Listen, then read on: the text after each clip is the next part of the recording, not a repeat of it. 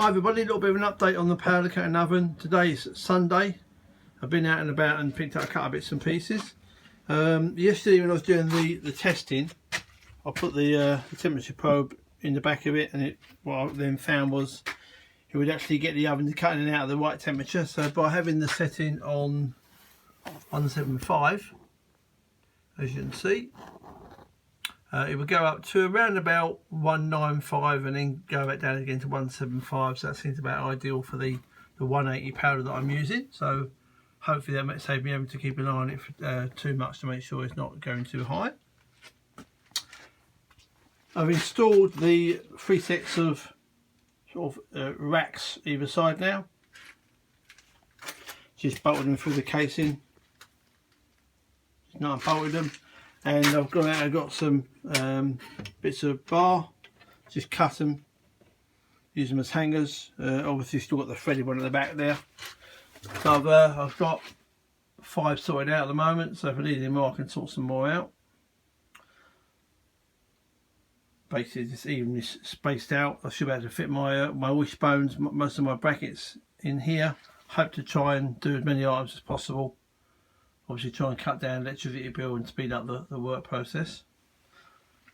I found out yesterday when I was actually doing the powder coating, because I've got effectively the double glazed window, it was quite hard to see the temperature gauge. I was having to sort of shine another light through to actually get see what the temperature was saying.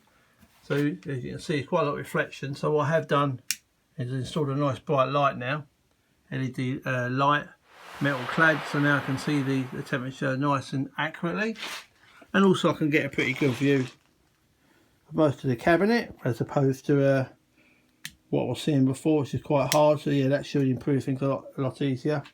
See what's going on inside there, keep an eye on things.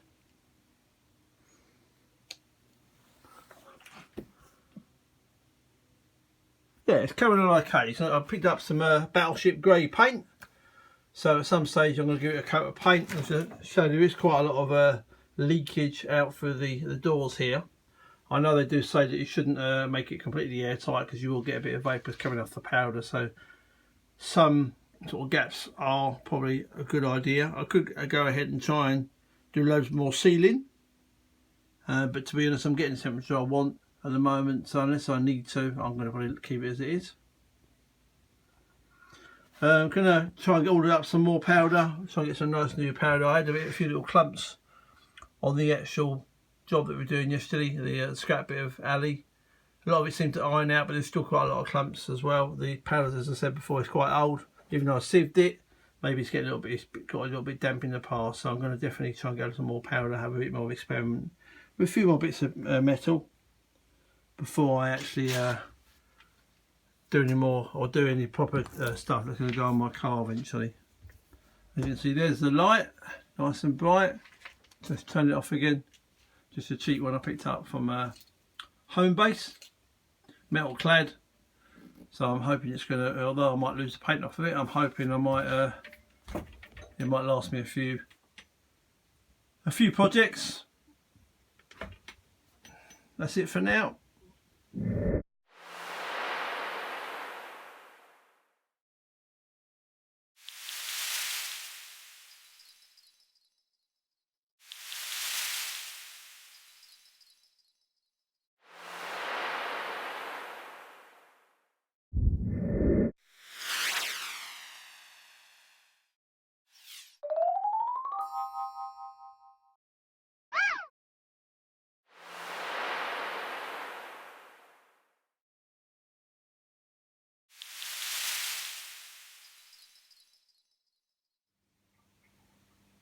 Morning everybody. As you may have realised from my little projects doing on the powder coating oven, I have actually got a little bit of a shot blast or sandblaster cabinet, a Machine Mark one. I think one of the reasons why I stopped doing the powder coating before was I was struggling to get the materials nice and clean using that shot blasting cabinet. And I'm starting to realise it's probably down to the fact that I haven't got enough CFMs on the compressor, so I just can't generate enough air pressure or a good enough flow. Been trying to clean this wishbone, which is the last of my original low cost wishbones, ones I had chromed originally. I'm struggling to get chroming off properly. No matter what tools I've used so far, it's been really, really difficult. So I've been hitting this with different types of media, different processes. So far I'm really struggling. I want to have a go at trying to do a bit of powder coating here, but I want to get a bit cleaner. There's no sense in having anything that's flaking off or trying to flake off. But even trying to scratch this off with a screwdriver to break into it is quite hard.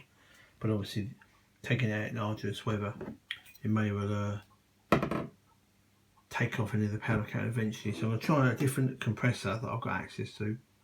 Sorry, a different sandblasting cabinet I've got access to, which just runs off a bigger compressor. And see how I get on, if that's going to get into this flaky stuff that's starting to flake off, but just won't come off. So I can have a go at powder coating this.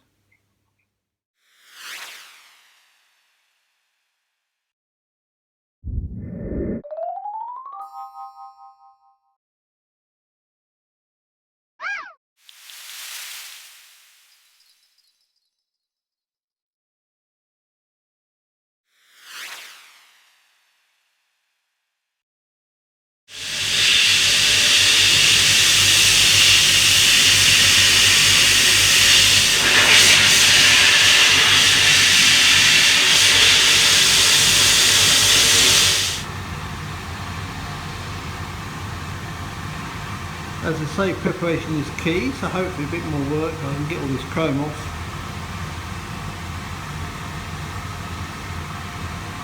And then get a nice good keying for the powder coating. I'm trying the fine texture finish on my wishbones. I won't be polishing them, but hopefully the fine texture will be quite resistant to stone chips